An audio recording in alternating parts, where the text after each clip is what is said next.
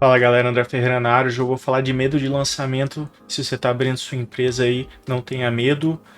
Depois da vinheta aí, vamos lá.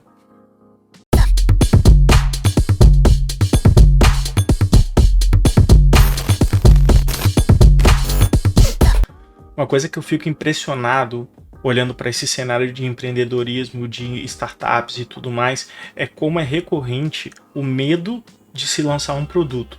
Né? Eu não sei, tecnicamente ali falando sobre questões psicológicas, né? Provavelmente os psicólogos vão entender isso melhor, por que existe tanto medo assim nas pessoas. Não sei se há um medo de talvez receber críticas ou de um perfeccionismo absurdo de achar que o produto não está suficientemente bom, e isso para mim é um grande problema do empreendedorismo de uma forma geral. Por quê?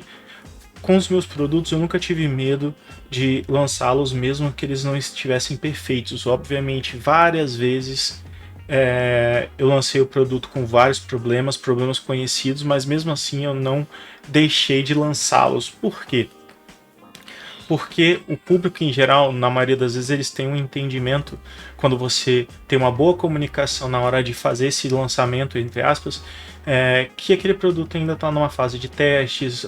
Você quer resolver isso de uma forma bem simples, coloca um beta lá na sua logo, que fica bem claro para o usuário. Obviamente que isso não vai evitar que o usuário reclame, que ele gere críticas e tal, mas você começa a ter um engajamento naquele seu produto, você já começa a coletar feedbacks e métricas que antes você demoraria talvez muito tempo para começar a fazer esse tipo de levante. E essas métricas são importantes para você conseguir entender se esse produto de fato ele vai ter uma viabilidade comercial a curto, médio prazo. E por que então tem tantos produtos que não são lançados, eles morrem antes de serem lançados? Eu vi isso durante vários anos, startups começando e sendo fechadas, que o produto ficou um ano em desenvolvimento e nunca foi lançado a público, e os desenvolvedores têm muito medo, e esse medo se instaura na equipe, não sei como que começa, mas acontece com uma certa frequência, e o medo de ser criticado. Não sei, eu não consigo entender 100% dos motivos que cada um desses produtores, desses empreendedores tem, mas acaba que esses empreendedores acabam boicotando o produto, o projeto de uma forma geral. E isso acontece com muita frequência. Isso acontece de uma forma, no meu entendimento, até de uma forma prejudicial para o mercado como um todo, porque a gente acaba não tendo uma grande diversidade de possibilidades de sistemas, de produtos, de serviços, porque às vezes a pessoa tem uma boa ideia, mas ela fica com medo de lançar.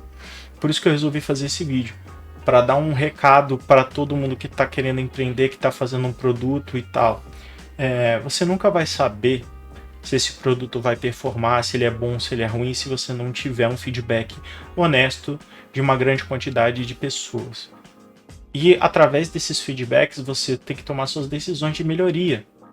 Porque às vezes a gente, como desenvolvedor de produto, a gente acaba criando uma série de features que ninguém utiliza. E aí como é que você precisa fazer para conseguir entender de fato se o seu sistema está caminhando para um bom caminho ou não? Fazendo testes. Testes de várias formas. Testes seja fazendo perguntas diretas a um grupo específico de pessoas, por mais que eu não goste muito desse método, porque eu acho muito parcial, mas você consegue ter bons feedbacks fazendo testes A/B, lançando formatos diferentes do seu app ou do seu site, por aí vai, para conseguir entender qual o layout que melhor se encaixa e por aí vai. Mas normalmente quem começa a engajar no teu produto, ele naturalmente vai te fornecer uma série de feedbacks, e não se preocupe com avaliações em stores ou qualquer coisa do tipo, porque naturalmente isso vai sendo mudado à medida com que o seu produto vai evoluindo. Quando eu iniciei o Vigia de Preço, era uma extensão super simples. Quando a gente lançou com o Tecnoblog, logo no primeiro mês, assim, a gente já teve mais de 40 mil instalações, e ele era um produto muito ruim naquele primeiro momento. Obviamente, a gente não tinha uma infraestrutura, a gente não tinha uma grande quantidade de produtos e tal.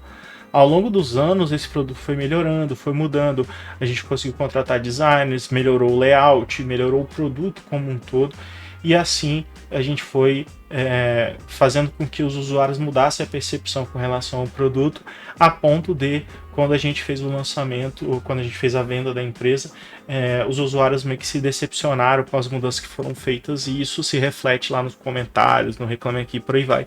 Você consegue ter várias métricas de avaliação para ver se as mudanças foram boas ou ruins.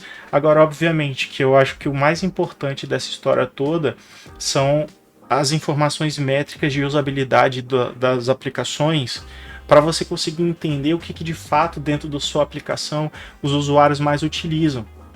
E você vai começar a perceber que a maior parte dos acessos, 80-90% dos acessos, eles vão ser direcionados para features específicas. O restante das features que você pode criar vão ser features satélites. Quando você lança uma feature que é absurdamente boa, ela começa a virar a principal e as outras vão começar a perder o peso dentro desse ecossistema. Mas se você não tem um Firebase, alguma coisa do tipo, que você vai fazer uma análise mais macro da sua aplicação, seja um aplicativo ou um site, você não consegue ter uma ideia do que está acontecendo de fato. E nem se o sistema em si tem uma viabilidade de uso e de monetização. E aí, óbvio que as chances de dar errado são muito maiores. Então, no meu ponto de vista, falando sobre o produto, o que eu entendo é: lance mesmo que não esteja bom o suficiente, né? A gente tem que abrir mão um pouco da questão da qualidade para conseguir entender se a gente está indo pelo caminho correto. Faça testes com pessoas, open betas e tudo mais. Pegue feedback dessa galera, de como é que tá, porque no começo, quando você lança alguma coisa, ninguém sabe que aquilo ali existe, ele não está indexado no Google, ele não aparece em lugar nenhum, e aí não faz nenhuma diferença se você lançou ou não. Mais pra frente, quando o negócio já começar a ficar um pouco mais maduro e começar a ter uma certa quantidade de usuários e tal, aí você começa a se preocupar mais pontualmente com relação aos próximos releases, para manter compatibilidade, para manter as features que são prioritárias sem uma grande alteração, e talvez até mesmo potencializando aquelas features que realmente geram resultado para você. Mas, se você não fizer isso e demorar demais, você pode perder o timer do projeto e você pode acabar acabando com o projeto, né? Pode acabar matando o projeto por um medo de se expor publicamente. Esse medo ele tem que acabar, ou pelo menos reduzir o máximo possível, para que os produtos bons sejam testados mais rápidos. Se você está com grande quantidade de dinheiro e tal, isso pode ser um motivo pelo qual você mantém as coisas mais fechadas, né? Ou talvez se você quer ter uma expectativa, gerar uma expectativa no mercado, mas honestamente falando, a longo prazo, a novidade ela tem um curto espaço de alcance, vamos dizer assim. Quando o Felipe, por exemplo, entrou no Vigia de Preço, a gente teve um boom gigantesco de usuários, mas depois aquilo virou um dia a dia, normal como qualquer outro. Então é uma briga diária para você conseguir novos adquirentes, você tem que entender esses algoritmos de ads e tudo mais para você conseguir fazer boas campanhas, entender como é que perfila legal com influenciadores e tudo mais, mas é uma briga constante de acessos e de instalações que você pode ter 10 anos operando no mercado, que você ainda vai continuar tendo que estudar sobre isso, porque não tem uma regra clara, nem uma regra que se perdure por muito tempo com relação à aquisição de tráfego. Por isso que é uma área que, no meu entendimento, pouquíssimas pessoas conseguem ter uma boa performance. Tá? Então, para finalizar aqui, né, todo esse entendimento não tenha medo de lançar seu produto a público.